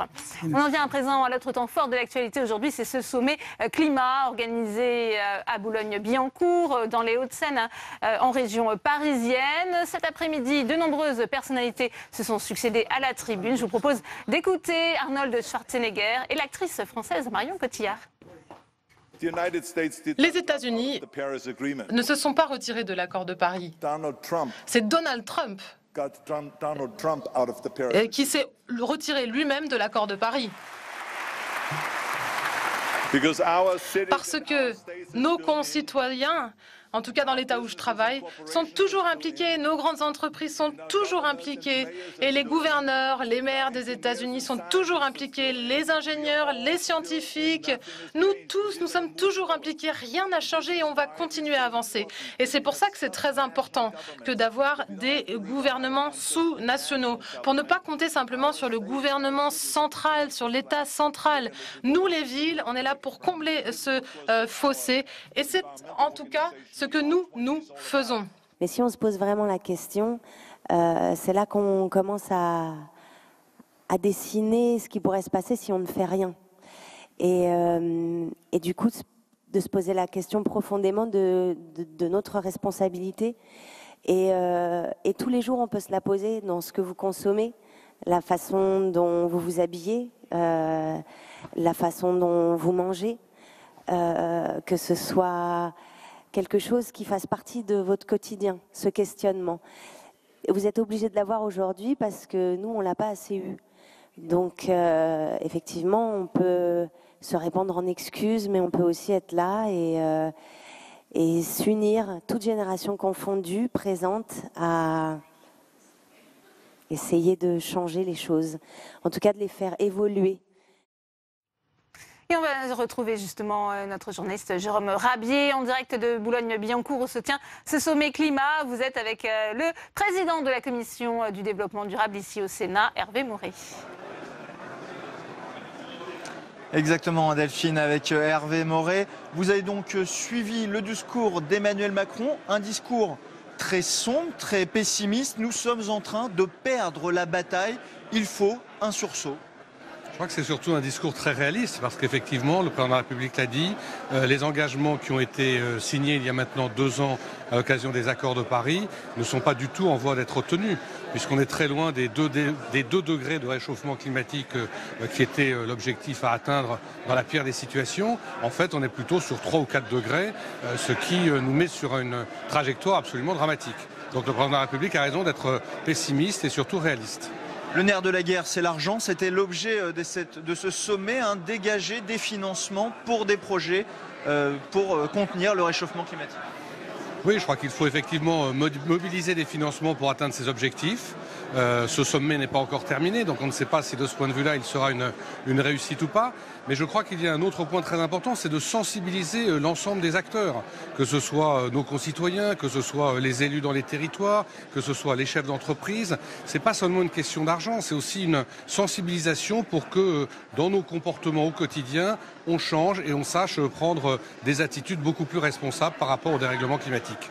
Est-ce que la France est un exemple dans cette démarche en ce moment après le retrait des États-Unis de l'accord de Paris ? Malheureusement, le retrait des États-Unis de l'accord de Paris, on l'a bien vu à la COP23, a envoyé un signal très négatif, a créé une espèce de morosité, une véritable inquiétude. Et donc c'est vrai que dans ce paysage, la France a un rôle tout particulier à jouer. La France a été bien sûr à l'initiative des accords de Paris. Je crois que la France a un rôle prépondérant à jouer. Elle doit même reprendre le leadership sur ce dossier. Il va y avoir des choix budgétaires à faire. Est-ce que finalement, il va falloir arrêter complètement en France de soutenir des entreprises parfois qui font leur argent grâce à des énergies fossiles? On peut penser à Total, par exemple. Écoutez, je crois qu'il faut être cohérent. On ne peut pas à la fois mener des actions ambitieuses en faveur de l'action contre le réchauffement climatique et puis par ailleurs soutenir des entreprises qui ont des politiques totalement à l'opposé. Donc oui, il faut une cohérence dans les politiques publiques mises en place. Merci beaucoup Hervé Maurey d'avoir répondu à nos questions en direct de la scène musicale à Boulogne-Billancourt où se tient donc encore le sommet climat initié par l'Elysée. Merci à vous Jérôme et on va passer à présent à la séance avec le projet de loi de finances pour 2018 qui a été adopté. Vous avez suivi ce vote en direct il y a quelques instants. Pour en parler, on retrouve Saveria Rojek, toujours dans l'hémicycle. Saveria, le vote est intervenu et c'est un vote pour avec 188 voix, 122 contre. Absolument Delphine, vous venez donc de rappeler les résultats de ce scrutin. Les sénateurs ont donc adopté le projet de loi de finances pour 2018, mais un projet de loi de finances bien différent et même à l'opposé de ce qu'avait imaginé le gouvernement en tout cas sur plusieurs mesures phares. Ainsi, les sénateurs ont notamment supprimé le nouvel impôt sur la fortune immobilière. Ils ont également reporté l'exonération de la taxe d'habitation. En ce qui concerne la seconde partie du projet de loi de finances, celle concernant les dépenses, les sénateurs ont notamment rétabli la réserve parlementaire. Ils ont instauré 3 jours de carence pour les fonctionnaires et ils ont supprimé les mesures de compensation de la hausse de la CSG également pour les fonctionnaires. Alors sur l'architecture générale de ce budget, je vous propose d'écouter le sénateur communiste Éric Bocquet. Nous ne voterons pas ce budget qui ne s'attaque pas radicalement aux inégalités flagrantes qui fragilisent notre République et le vivre ensemble. Nous ne voterons pas cette insulte au monde du travail et de la création. Nous ne voterons pas non plus les reculs sur les garanties collectives des travailleurs, sur les droits des chômeurs, sur ceux des demandeurs de logement et locataires de logements HLM. Nous ne voterons pas ces mesures récessives sur le logement, sur le pouvoir d'achat, détériorant les conditions de vie du plus grand nombre. Au bout de 6 mois, mes chers collègues, le brouillard se lève enfin sur le nouveau monde promis au printemps dernier. L'équivoque commence à se dissiper. Le nouveau monde de la politique conserve beaucoup des travers de l'ancien et la politique du gouvernement s'insère parfaitement dans le moule conçu pour ses prédécesseurs. Ce n'est sans doute pas ce que voulaient et espéraient les Françaises et les Français au printemps dernier. Merci. Voilà donc une insulte au monde du travail, un texte caricatural pour les travailleurs, pour le monde réel. À noter que les sénateurs ont également rejeté plusieurs missions, plusieurs crédits importants, des budgets qui paraissaient à la majorité sénatoriale insincères. Je pense à l'agriculture, la justice, la mission intégration, immigration et asile, la mission sécurité ainsi que travail et emploi. Voilà Delphine, ce qu'on pouvait dire sur l'adoption ce soir du budget par le Sénat. Merci à vous, Saveria, pour ces explications. Et on voit à présent les modifications apportées par la Haute Assemblée avec Clément Perrot. C'est la fin d'un marathon parlementaire. Après près de 3 semaines de débats, les sénateurs ont achevé l'examen de l'ensemble du budget 2018. Aujourd'hui, place au vote avec à l'arrivée de nombreuses modifications par rapport au texte d'origine. Retour d'abord sur les principaux dossiers. Le Sénat veut la suppression totale de l'impôt sur la fortune et non une suppression partielle via la mise en place d'un impôt sur la fortune immobilière, impôt dont les sénateurs ne veulent pas. Concernant la taxe d'habitation, le Sénat n'est pas opposé sur le principe à sa suppression, mais demande 1 an de concertation au préalable. Le Sénat demande la création d'une nouvelle réserve parlementaire, l'ancienne ayant été supprimée cet été. Cette nouvelle mouture prévoit 86 millions d'euros de dotation aux communes de moins de 2000 habitants. Enfin, le Sénat souhaite que le plafond du quotient familial soit relevé de 200 euros. Dans la dernière ligne droite des débats, de nombreux amendements ont été ajoutés, notamment ce lundi. Certains font polémique, à commencer par l'augmentation de 40% des salaires des maires de communes de plus de 500 000 habitants et des présidents de collectivités, régions et départements. Autre amendement controversé, l'instauration de 3 jours de carence pour les fonctionnaires, durant lesquels leur arrêt maladie ne serait pas rémunéré. Il s'agit d'un alignement sur le privé. Contrairement à celui de 2017, le Sénat n'est pas totalement hostile au budget présenté par le gouvernement pour 2018. Ont été rejetés les crédits sur l'immigration, la justice, la sécurité, l'agriculture et le travail. Ont été adoptés ceux sur la défense, l'éducation, l'enseignement supérieur, l'outre-mer, le sport, la santé, la solidarité, l'écologie, la culture et l'économie. Ce texte va maintenant faire l'objet d'une commission mixte paritaire chargée de trouver une version commune à l'Assemblée et au Sénat. En cas d'échec, les députés auront le dernier mot.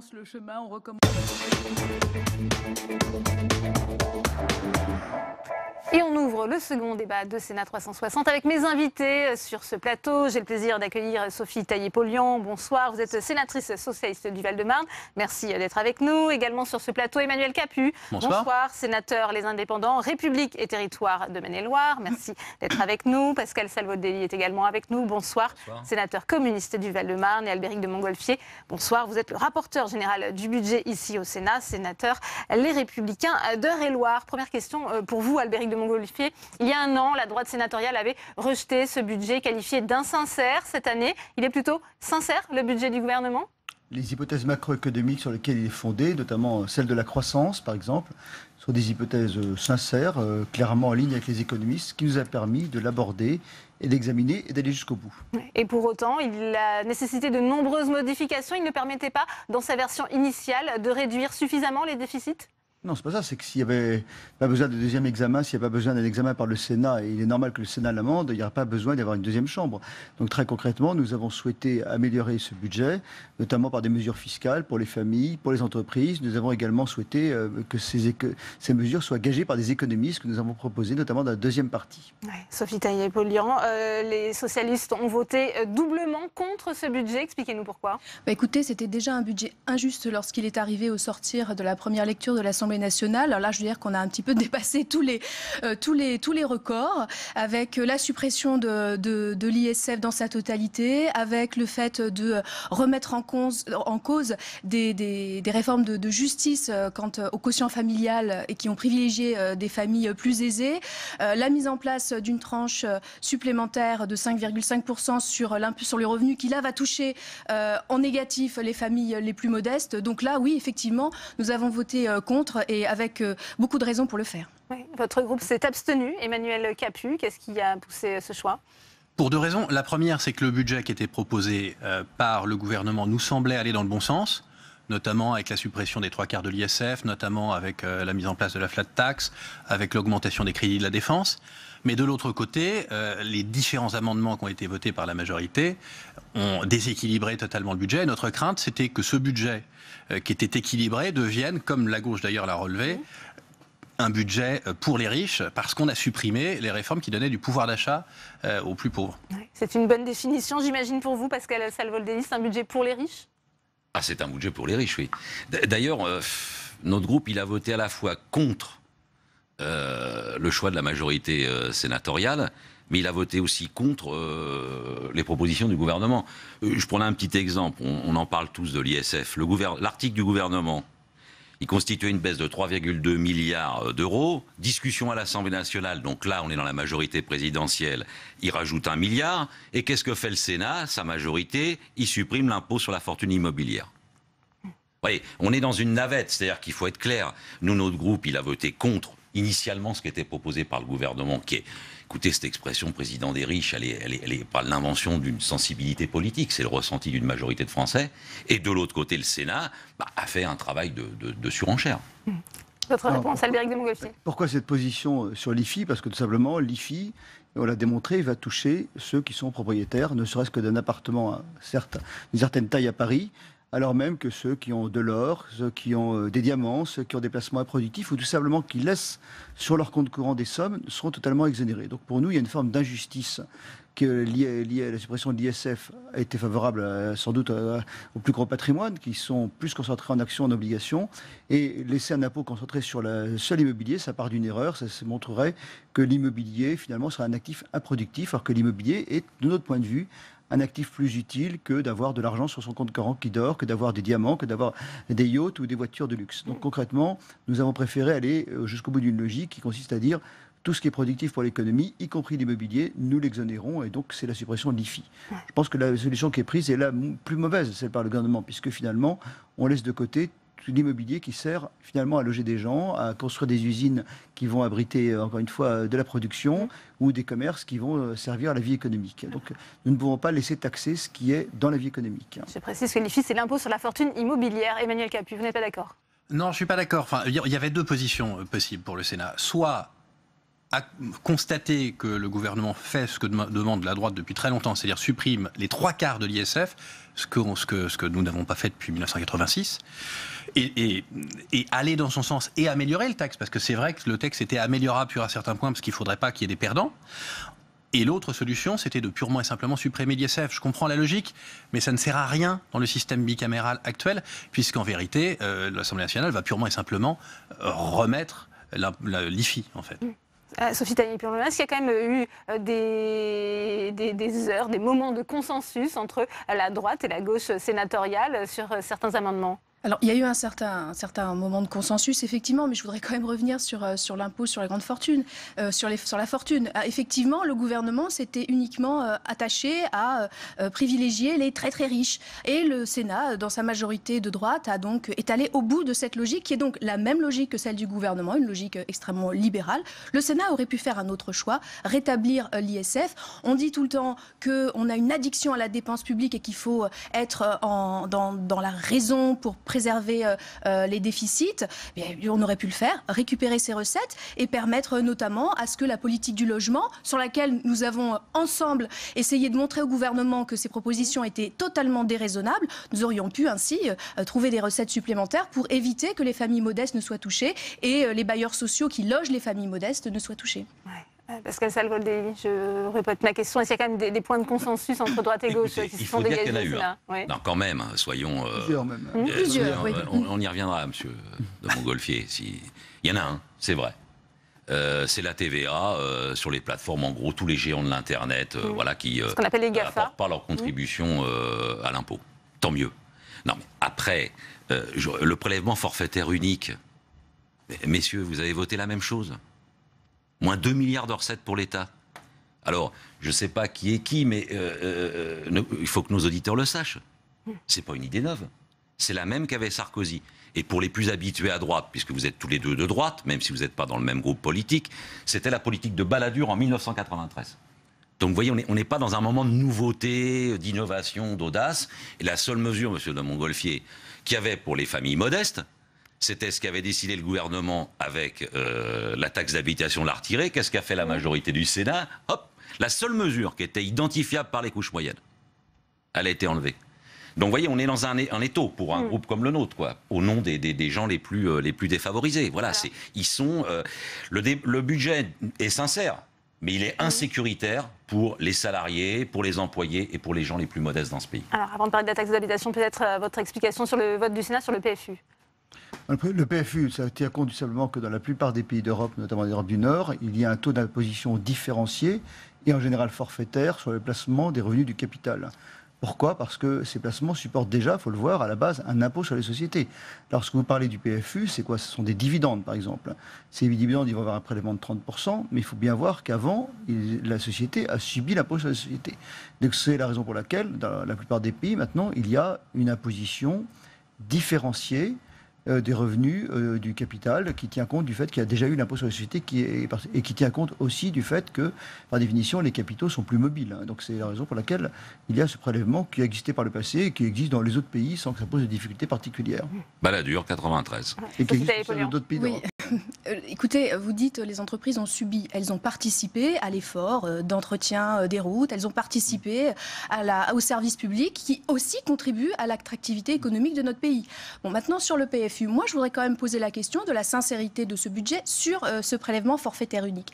Puisqu'il y a eu un certain nombre d'économistes qui ont dit, avec, je dirais, à l'appui des études et notamment de ce qui a été fait en Europe du Nord, sur le fait que ça allait coûter beaucoup plus cher. Et là-dessus, le gouvernement est quand même resté tout à fait elliptique sur ses explications. Donc là-dessus, il y a quand même aussi des choses qui sont à surveiller. Non seulement cette mesure est extrêmement injuste, mais elle risque d'être beaucoup plus coûteuse pour le budget de la France. Albéric de Montgolfier, ensuite Emmanuel. C'est la raison pour laquelle le Sénat, j'ai proposé un dispositif anti-abus pour se prémunir contre cet éventuel risque et que le coût ne soit pas supérieur à ce qui est annoncé. Sur le PFU, très rapidement, on a eu une très grande majorité sur cette proposition gouvernementale. Les LR ont voté pour, les indépendants ont voté pour. Je crois que les socialistes se sont abstenus. Alors Emmanuel Capu, pardon, je vous interromps puisque on va retrouver Tam Tranui qui suit pour nous aussi les débats sur la conférence logement. Elle va débuter dans un instant et vous êtes avec le président du Sénat, Tam. Oui, et d'abord Gérard Larcher, une réaction à l'adoption du budget par le Sénat, un budget qui a été très profondément modifié par la majorité sénatoriale néanmoins. Qui a été modifié et qui reprend un certain nombre des éléments du budget transmis par l'Assemblée nationale, mais notamment sur des sujets comme la fiscalité locale, qui fait des propositions pour l'avenir, notamment sur la taxe d'habitation. Oui à une fiscalité locale, nouvelle, en relation avec les citoyens, mais le délai de 3 ans nous apparaît un délai beaucoup trop long et voilà pourquoi il y a eu cette proposition de la Commission des finances, que d'ailleurs nous allons poursuivre en travaillant très vite sur ce sujet. Sujet logement aussi, article 52 dont nous allons parler dans un instant. Et donc un budget dans lequel nous avons pris en compte aussi ce que nous avions fait dans le PLFSS. Le budget de la sécurité sociale. Pas trop important, qui porte notamment sur nos concitoyens retraités et qui soit transféré dans le cadre de la taxe sur les valeurs ajoutées. Un budget adopté largement, je l'espère, comme l'a dit le ministre, que la commission mixte paritaire permettra de faire un certain nombre d'avancées. Donc vous venez d'en parler, hein. Vous allez ouvrir dans un instant la conférence de consensus sur le logement. Il va y avoir plusieurs rendez-vous avant la future loi logement. Cela dans un contexte compliqué. Vous parlez de l'article 52 et les conséquences de la baisse des APL sur les bailleurs sociaux. C'est d'abord une première.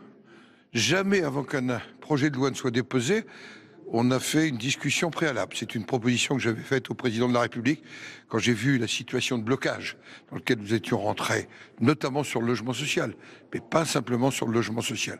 Et cette démarche, elle vise non pas à dégager un consensus absolu, mais quelles sont les voies de convergence, quels sont les points sur lesquels il y aura débat, pour que nous ayons un débat parlementaire qui soit le plus construit, qui soit le plus positif possible, autour d'un sujet qui est majeur pour nos concitoyens. Je le rappellerai dans un instant, c'est l'abbé Pierre qui disait loger son peuple est la responsabilité majeure d'un État. Et donc un sujet majeur qui va porter sur le logement social, mais pas simplement sur le logement social, sur tous les types de logements, qui va porter aussi sur les normes et la simplification des normes, en se posant des questions. Pourquoi le mètre carré de logement social est plus cher que le mètre carré du secteur libre, qui va aussi poser la question de l'association des élus locaux, essentiels, qui ne sont pas uniquement que des pourvoyeurs de garanties d'emprunt. Je rappelle que c'est sur le territoire des communes que se situe la construction de ces logements. Et enfin, une préoccupation que le Sénat a abordée depuis maintenant près de 10 mois, la revitalisation des centres-villes moyennes, des centres-bourgs, une préoccupation que le gouvernement vient de reprendre. Un tout dernier mot, est-ce que vous diriez que l'exécutif a fait preuve de maladresse avec les mesures inscrites dans le projet de loi de finances autour justement des bailleurs sociaux qui ont été braqués avant cette conférence que vous avez d'ailleurs proposé d'organiser? Je pense d'une certaine brutalité, peut-être d'un dialogue insuffisant, mais puisque nous avons cette rencontre autour de cette conférence de consensus, on ne va pas bouder j'allais dire, le plaisir de pouvoir débattre sur ces sujets en anticipation. Donc je considère que cette soirée est une soirée positive. C'est la première avant plusieurs autres rendez-vous. Merci beaucoup. On aura terminé, je pense, et rendant un rapport à la fin du mois de janvier. Merci beaucoup, Gérard Larcher, d'avoir répondu à nos questions. Merci à vous, Tan, pour cette réaction en direct. On continue l'analyse et le débat après l'adoption par le Sénat du projet de loi de finances pour 2018. On évoquait cette question du PFU avec vous, Emmanuel Capuche. Je crois que j'avais à peu près fait le tour sur le PFU. Je disais qu'on avait quand même un large consensus, enfin une large majorité, sinon un consensus, sur la nécessité de cette réforme. Albéric de Montgolfier, on parlait aussi de la question de la taxe d'habitation. Pascal Salvaudéry disait que c'était finalement la seule mesure assez populaire et le Sénat a décidé de la suspendre. Oui, c'est une mesure peut-être populaire, mais il faut voir que c'est une perte de recettes pour les collectivités. C'est une réforme qui est sans doute mal préparée, qui pose des problèmes constitutionnels. Je vous rappelle que les simulations de la Commission des finances montrent que dans plusieurs milliers de communes, on va se retrouver avec parfois 5, 10 contribuables, voire 0 ou 1. Donc ça pose quand même la question de l'érosion des recettes fiscales des collectivités. Et nous sommes représentants constitutionnellement des collectivités. Donc je ne dis pas que la taxe d'habitation est parfaite, je ne dis pas que le système fiscal actuel est parfait. Je dis simplement, ce qu'a dit le Sénat, on aurait pu se donner un an de plus pour proposer une réforme alternative à la taxe d'habitation qui garantisse le pouvoir de taux, qui garantisse une dynamisme de la ressource et qui garantisse un lien entre la ressource et le territoire, donc un substitut à la taxe d'habitation. Parce qu'aujourd'hui, ce qu'on sait, c'est qu'il faudra réécrire complètement les choses et trouver une alternative à cette taxe d'habitation. Donc on a un peu, en clair, mis la charrue avant les bœufs.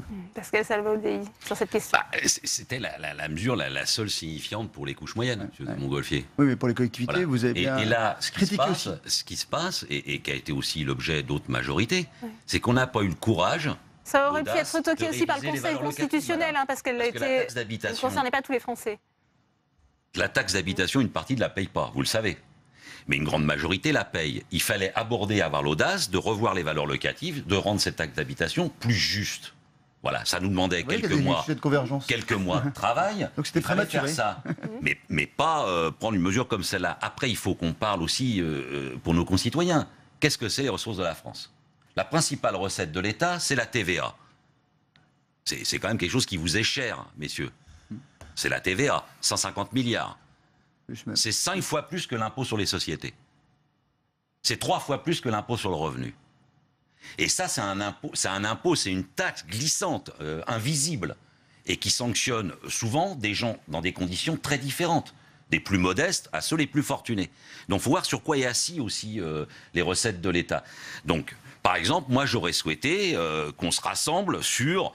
On a vu par exemple qu'on a mis en place un crédit impôt compétitivité et un crédit impôt recherche qui, tous les rapports le montrent, n'ont pas montré leur efficacité en termes d'emploi, en termes de dynamique d'investissement. Et là, on vient de voter le record.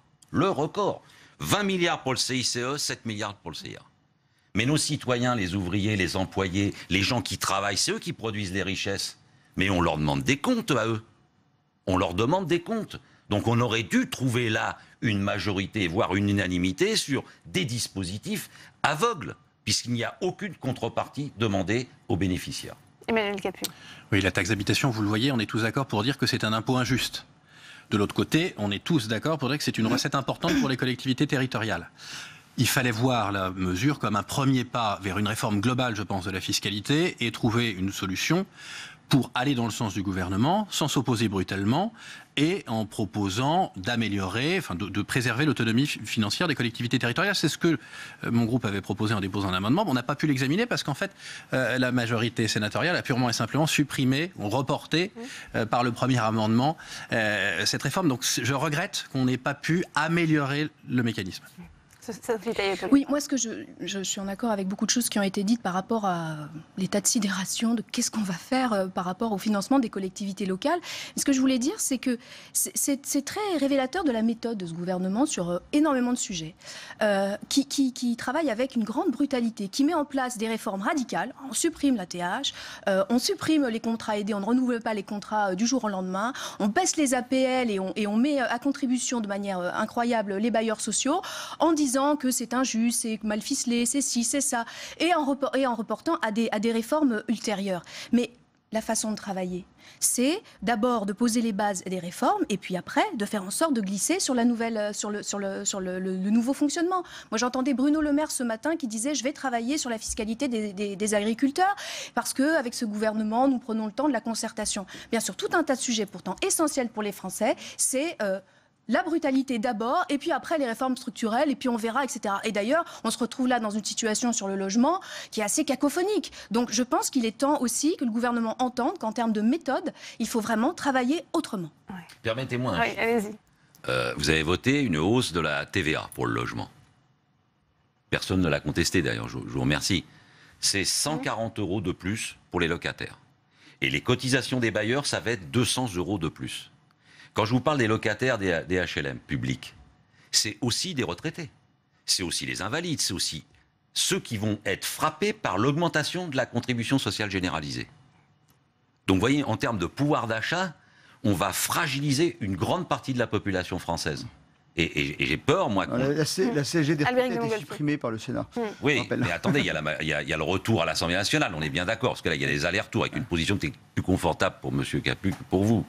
Ouais. Albéric de Montgolfier, je voulais qu'on revienne aussi sur une disposition adoptée hier qui concerne le retour de 3 jours de carence pour les fonctionnaires. Au début de ce débat, je vous disais que l'année dernière, le budget avait été jugé insincère et rejeté par la droite sénatoriale. Est-ce que le budget qui vient d'être voté, c'est en quelque sorte un petit peu ce qui pourrait correspondre à un futur programme de la droite? On a souvent parlé du Sénat comme laboratoire. Non, certainement pas, parce que vous savez que les principes constitutionnels, les règles relatives à la loi de finances sont quand même extrêmement contraignantes. Le pouvoir d'initiative parlementaire, dans ce parlementarisme rationalisé, fait que on ne peut pas faire un contre-budget, ne serait-ce que parce qu'on peut budger les crédits à l'intérieur des missions seulement. Ça ressemble un peu à un contre-budget, ce que vous avez voté? Non, c'est pas un contre-budget. Un contre-budget, il faudrait qu'on soit en mesure de pouvoir bouger tous les chiffres.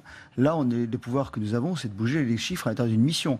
où nous ne pouvons pas proposer des aggravations de charges. Vous savez que c'est assez limité par un certain nombre de dispositifs. En revanche, nous pensons qu'il est important de donner un certain nombre de signaux. La question des jours de carence, la question de la fonction publique est une question qui mérite d'être posée.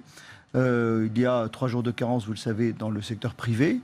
Et dans la fonction publique, le gouvernement en proposait un. Nous proposions, par équité avec le secteur privé, d'avoir 3 jours de carence. C'est un débat qui doit avoir lieu parce que la suppression du jour de carence a montré dans les collectivités, dans la fonction publique hospitalière, une augmentation de l'absentéisme. Donc c'est avéré par tous les chiffres. Donc, voilà, donc nous avons ce débat à avoir, comme nous aurons sans doute à avoir un débat sur le temps de travail dans la fonction publique et autres. Donc le Sénat n'a pas un pouvoir juridique de faire un contre-pouvoir, il a la capacité de poser les débats. Un contre-budget. Sophie Taillé-Polian. Oui, alors sur les jours de carence, voilà bien une décision qui est totalement injuste, puisque on le sait bien, 2 tiers des salariés du privé, de par leur convention collective, échappent à ces jours de carence et donc sont rémunérés même pour des arrêts maladie courts. Après, si on veut s'attaquer à la problématique de l'absentéisme dans la fonction publique, je pense que c'est bien d'autres mesures qu'il faut mettre en place. Les mesures de prévention, les mesures d'accompagnement des salariés de la fonction publique par rapport à toutes sortes de risques, que ce soit des risques psychosociaux ou des risques physiques. On pense aux troubles musculo-squelettiques des dames ou des hommes d'ailleurs qui travaillent dans les écoles maternelles, etc., sont bien présents et malheureusement, les moyens ne sont pas à la hauteur pour accompagner les salariés et pour lutter contre l'absentéisme de manière véritablement profonde et non pas d'une manière comme ça qui est extrêmement défavorable aux gens. Et ça va toucher des petits salaires. Enfin, vraiment, c'est une mesure injuste car la plupart des salariés du privé, dans une très grande majorité, n'ont pas cette mesure. C'est une mesure injuste, Emmanuel Capus. C'est clairement une bonne mesure. Et le Sénat était dans son rôle même de proposer... C'est pas un vote politique ? Non, c'est clairement une bonne mesure. Et je pense même que le Sénat a bien fait de prolonger à 3 jours, parce que c'est une bonne mesure d'équité entre le privé et le public. Il n'y a aucune raison qu'il y ait un traitement différent entre le privé et le public. Et comme le dit Mme Taillé-Polian, il y a bien un tiers au moins des salariés du privé qui n'ont pas de convention collective. Donc qui n'ont pas, et c'est souvent d'ailleurs les moins protégés, puisque c'est les petites entreprises. Donc il faut aligner les associations. Les fonctionnaires sur les moins protégés. Et la deuxième raison, c'est que c'est surtout, et les élus locaux le savent, une mesure efficace. On est de lutte contre l'absentéisme des fonctionnaires. Une mesure efficace contre les petites absences. On l'a vu avec la suppression du jour de carence, l'absentéisme a drastiquement augmenté immédiatement. Donc nous, on est des élus locaux aussi. On a besoin de réduire les dépenses publiques, et la lutte contre l'absentéisme est une de nos priorités. Pascal Savoldelli, sur cette question des jours de carence. Je vais vous taquiner, M. Camus. Vous étiez candidat aux législatives. Ah ben non, je suis sénateur. Votre candidat à la présidentielle, c'était Fillon. C'était 500 000 fonctionnaires de moins. Donc je comprends, vous voyez qu'il y a un élément de cohérence entre les 3 jours de carence quand on a soutenu un candidat au présidentiel qui proposait 500 000 fonctionnaires en moins. Voilà, la chose est dite. Voilà. Et vous trouverez peut-être, vous aurez du mal à vous trouver des exemples me concernant là-dessus. Sur la question qui nous est posée, gel du point des fonctionnaires, pas d'encouragement. Je vais vous donner un chiffre, faites la comparaison. Un enseignant en Allemagne, une enseignante, puisqu'on nous fait souvent des comparaisons, M. de Montgolfier, à la Commission des Finances, ici au Sénat, il faut se comparer à l'Allemagne, la Norvège, la Suède, ça ne dépend comment ça. C'est riche d'enseignement, parfois. Je vous donne 2 chiffres, et après je vous laisse la parole à vous tous. Un enseignant ou une enseignante en Allemagne gagne 1 300 € de plus. Je ne dis pas que la reconnaissance salariale fait tout. Mais là, on pourrait s'aligner. Je vais prendre un autre exemple qu'on a un peu débattu. Vous me direz si vous infirmez ou confirmez mes propos, monsieur le rapporteur général. On parle de la dette publique. Il a raison tout à l'heure. Pour le contre-budget, il y a un vrai problème, puisque, par exemple, mes 2 interlocuteurs qui sont là et la sensibilité politique que représente Sophie Taillé-Polian, tout le monde est d'accord sur il faut rester dans les 3% du déficit public. Sauf que moi, j'ai essayé d'expliquer une chose, c'est que notre dette publique représente 90% du PIB, et moi je demande des explications. La dette privée représente 140% de notre PIB. Et nous payons, les citoyens, les élus, nous payons la dette privée auprès des banques. Donc ça, c'est un sujet qui serait intéressant à mettre sur la table. Eh bien, merci. Désolé, on n'a plus beaucoup de temps. On aura l'occasion de vous réinviter pour en débattre. Merci à tous les 4. On va continuer les réactions avec Tam Tranui, puisque, je vous le disais, la conférence Consensus sur le logement a lieu en ce moment même au Sénat. Tam, vous êtes avec le ministre du Logement, l'ancien sénateur Jacques Mézard. Jacques Mézard, bonjour. Cette conférence de consensus sur le logement s'ouvre sur un terrain miné alors que de nombreux bailleurs sociaux sont encore très mécontents de la baisse prévue des APL et sur l'impact que cela va avoir sur leurs ressources. Qu'en pensez-vous? D'abord que c'est une façon très journalistique de poser les questions, parce que vous parlez de terrain miné pour mettre un peu d'huile sur le feu, mais ce n'est pas ce qui se passe. Nous sommes toujours en train de dialoguer avec les bailleurs sociaux, et s'il y a une conférence de consensus, c'est que nous avons justement un souci de dialogue et de co-construction.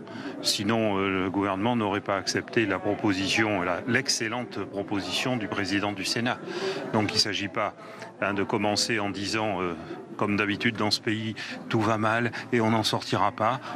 Effectivement, nous souhaitons avancer, rechercher des consensus et essayer d'améliorer ce qui peut l'être. Est-ce que néanmoins, la méthode a été critiquée par les bailleurs sociaux? Ils estiment que l'exécutif a inscrit des mesures dans le projet de loi de finances 2018 et ils auraient voulu que tout soit discuté pendant la conférence de consensus.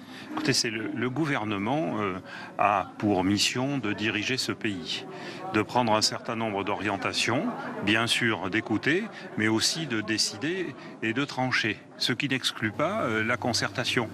Mais la question du logement ne repose pas simplement sur la position exprimée par une partie des bailleurs sociaux, puisque vous verrez rapidement que dans ce secteur, comme dans bien d'autres, certains considèrent que nous avançons dans la bonne direction. Oui, effectivement, puisqu'il va y avoir plusieurs rendez-vous d'ailleurs avant la loi logement. Quels vont être les autres thèmes qui vont être débattus pendant cette conférence de consensus? Écoutez, il y a, je dirais, non pas que le reste est accessoire, mais l'essentiel, c'est d'accélérer la construction, de simplifier les normes, de libérer le foncier. Ce sont des objectifs qui sont indispensables. Et en même temps aussi, selon la formule consacrée, d'essayer de faire en sorte que nous maîtrisions les dépenses budgétaires de l'État. Mais simplifier les normes, ce que nous sommes en train de faire de manière assez drastique, être, je dirais, dynamique sur tout ce qui concerne la domotique, sur la lutte contre les passoires énergétiques, sur tout ce qui constitue d'ailleurs l'essentiel de ce que nous devons faire. Je crois que ce sont là les véritables priorité. Une toute dernière question sur ces dernières mesures très urgentes. Faut-il passer par les ordonnances? Selon vous, est-ce la méthode qu'il faut avoir pour aller plus vite? Je ne pense pas qu'il faille passer systématiquement par les ordonnances. Il y a des sujets qui méritent l'urgence, il y en a d'autres qui peuvent se passer de l'urgence. Nous sommes en train de travailler sur un projet de loi logement, puis il y a quelques questions qui peuvent justifier une habilitation par ordonnance. Merci beaucoup Jacques Mézard d'avoir répondu à mes questions. Merci à vous, Tam Tranui. Et on va retrouver à présent Jérôme Rabier, toujours en direct de Boulogne-Billancourt, où se tient aujourd'hui le sommet climat. On revient avec vous, Jérôme, sur les enjeux de cette journée, à quelques semaines seulement après la COP23. Oui Delphine, et ce sommet, c'était un peu au grand mot de la planète, les grands remèdes. L'Elysée, organisateur de l'événement avec l'ONU et la Banque mondiale, a donc vu grand. Des chefs d'État présents en nombre, 2 ans, jour pour jour, après l'accord de Paris, mais aussi de nombreuses personnalités comme Marion Cotillard, Arnold Schwarzenegger ou encore Leonardo DiCaprio. Et aussi le monde de l'entreprise et du business, bien représenté avec par exemple Bill Gates ou encore Richard Branson. Une mobilisation générale donc, pour concrètement financer la lutte contre le réchauffement climatique et l'adaptation à ce phénomène. Un sommet fondateur pour le sénateur Ronan Dantec, engagé de longue date dans cette cause. J'ai l'impression qu'effectivement on a changé un peu de paradigme, et on a changé de paradigme parce que fondamentalement, je crois que le monde de la finance, le monde de l'entreprise a compris qu'il n'avait aucun avenir dans un 21e siècle à plus 3-4 degrés. C'est nos sociétés qui allaient s'écrouler. Si nos sociétés s'écroulent, le capitalisme, la finance s'écroule aussi. Et qu'en plus, ils ont aujourd'hui des possibilités de retour sur investissement, sur leurs investissements, notamment parce que les énergies renouvelables sont maintenant les énergies les moins chères, il y a des modèles économiques qui sont apparus. Donc je crois qu'on est dans ce moment de la mutation et que ce sommet apparaîtra, je crois vraiment sincèrement, comme un des moments où on aura mis en scène cette mutation. Un sommet fondateur donc, mais il faut accélérer, a prévenu le président français à la tribune. Nous sommes en train de perdre la bataille et nous ne pourrons pas dire que nous ne savions pas, a insisté Emmanuel Macron, enjoignant l'ensemble des acteurs à s'engager financièrement dans cette cause. L'Élysée avait prévenu, il voulait de concret, il y a eu des engagements de signer, notamment de la part d'entreprises, d'arrêter d'investir dans des énergies carbone. Un effort que tout le monde doit poursuivre, a conclu Emmanuel Macron. Merci à vous, Jérôme, en direct de Boulogne-Billancourt. C'est la fin de cette édition. Merci à vous de l'avoir suivi. À 18h30, on va plus loin, présenté par Rebecca Fitoussi. Quant à moi, je vous donne rendez-vous demain dès 16h30. Bonne soirée à tous.